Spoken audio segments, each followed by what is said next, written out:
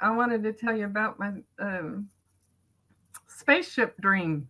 Okay. All right. So, and I think a picture tells 1,000 words. So I'll kind of tell you the dream and then I'll show it to you because I want to be sparse with my words here. So what I saw was I'm like standing on a beach, and maybe 200 feet in on the disc from the shore, and at the shore is a rubber raft, and it has like a house to it, like you could fit 4 people in it, but it was like a little shelter, like you could get all the way into. Like And a tiny houseboat. Houseboat. It's like a little tiny rubber raft houseboat. There you go. And it rises up into the air, and it gets bigger and bigger and bigger and bigger and brighter and brighter and brighter and brighter, and it turns into, I don't know if you can see this. So you've got me standing on the shore there looking at the little rubber raft, which is now turned into this great big bright thing in the sky. You see the curvature of the earth? Mm-hmm. That's a big So spaceship. it was huge, huge, huge. And it hangs there in like at the edge of the atmosphere. And then it comes back. And it went so incredibly fast, and it was so bright, and it was so brilliant. Instead of the yellow you saw there, which I used to kind of show it off, it was like just the purest, brightest white light. And then it comes back down, lands back where it was. 2 people disembark, and then I'm next. And so I go and I get into the rubber spaceship craft, and there's 2 pilots in there, and there's like their console, like you would see in a pilot's cockpit, and they're just all jazzed about taking these people up to the edge of space and back. And then that was the end of that part of the dream. So to me, it was setting me up for what I was about to see next, which just kind of blew me away. I saw some friends of mine from back in Texas. One's a minister and his wife. And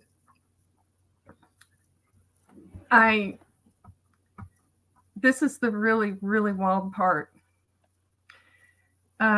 My friend Charlie, I'm going to call him Charlie and Levon. I asked Charlie if I could share this dream about him.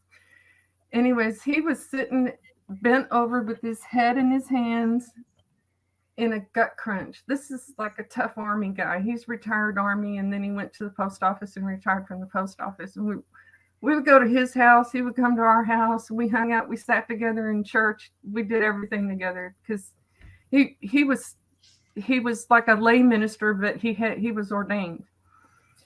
And he found me in the colonnade one day, and he says, "Hey, I've seen you in this church for a long time now. I need you to come in here and help pray for these people." So I went in there, and we got to know each other, and we're friends and all that for years and years. And then I moved to Florida, and I had this dream. This all happened on April the 19th. And I saw Charlie sitting in the chair, bent over with his elbows on his knees, bent over and head in his hands in a gut crunch. And I saw Levon in a chair like a lounge chair with a blanket on her, laying back in the chair crying. And I'm thinking, oh dear goodness. So I got in touch with Charlie and sent an email. And he called me back 2 days later. I said, I had a dream about you and Levon. And I didn't ask about how they were doing, nothing. I said, I just want to tell you the dream first before we talk or anything. So I told him that I saw him in a gut crunch, really in pain, and Levon crying in a chair. And he just lost it. He just lost it. So I knew God was giving me a revelation about something. I just didn't know what it was. I thought, gosh, they're in trouble. There's something going on. And he said, on November 30th, Levon passed away. And my tough little minister friend was he just lost it. He was, wouldn't, I don't know how to describe it. I said, Larry, you're the type that doesn't cry easily. You're a tough Army sergeant and, was really a great Bible teacher and all of that. But he says, well, let me tell you what happened. She was in the hospital for 45 days. And on November 30th, she died. And I was just shocked. I was shocked. Died from COVID is what he said. And I said, well, Larry, I felt the Lord, the Holy Spirit all over me. And I said, listen, Charlie, God sees your pain. Oh man, he just lost it. I said, the Lord wants you to know that he's seen it all. He's with you. He's not done with you. And he has seen the beginning from the end and a few other things, but I knew that God was giving me a revelation about what was going on there. And within 2 days, it was like that meant more to me than so many people. When you're a minister and you're in a big church, a lot of people know who you are, and everybody comes up and they don't really quite know what to say. But God wanted him to know. And I think he wants everyone to know that he sees your pain. And I've been through that. I know others have been through that. A lot of people have been through that. And he sees your pain and he comforts those that mourn. So I just wanted to share that dream. I think the space, I don't know why I had those two dreams like boom, boom. Just like that. But I just, if that ministers to anybody, he sees you. And he loves you and he cares about you and he wants you to know that he is ready, willing, and able to comfort you at any time. Wow. So that doesn't need much of an interpretation there. Well, I tell you, I'm fully convinced that every dream is from God. And I really grabbed onto that when you first taught that. And it was kind of surprising to me because I thought, maybe some of my dreams weren't from God. And then you went through the 21 dreams in the Bible and had different people on, and I'm fully convinced. And so I didn't hesitate to shoot off an email and let him know that I'd had this dream. And him being a godly man, I think he probably felt there was something to that as well. Wow. Isn't God good? That's amazing. It is amazing. And pay attention to every one of my dreams. Some of them are still like as soon as I wake up, they're gone. But whenever I get such a vivid dream like that, that incredible spaceship thing going up into the heaven, like a portal opened and gave me revelation. And it's still giving me revelation. Wow. That is awesome. A lot of times God will give I've heard of people that have been like almost up in the corner of a room and hearing a conversation at a restaurant that was about them, and they were surprised that coworkers were talking or gossiping about them. And I had a family member when we were in high school that saw a friend of ours from school kind of get pushed and fall down. And when we went to school the next day, she approached this person and said, "Hey, did something happen?" And he was like, "Yeah, I got in a fight with my dad last night." It was just the whole idea of, God, you never know what people can see.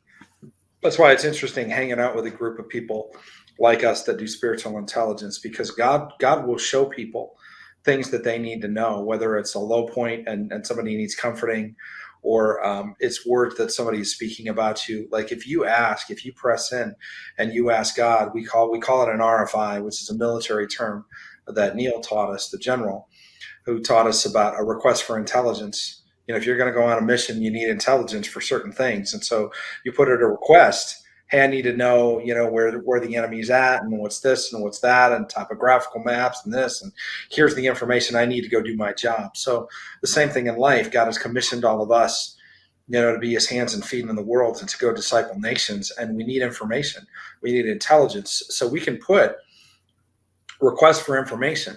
And if you don't have the revelation that I have, that we have, that Hadassah now has, that all dreams come from God, begin to ask for requests for intelligence, because I tell you what, I can tell you all day long stories. We can go through every dream in the Bible, which, by the way, we're currently filming the brand new Dreams Through the Bible Study series. It's going to be so much better. It's going to be in high def.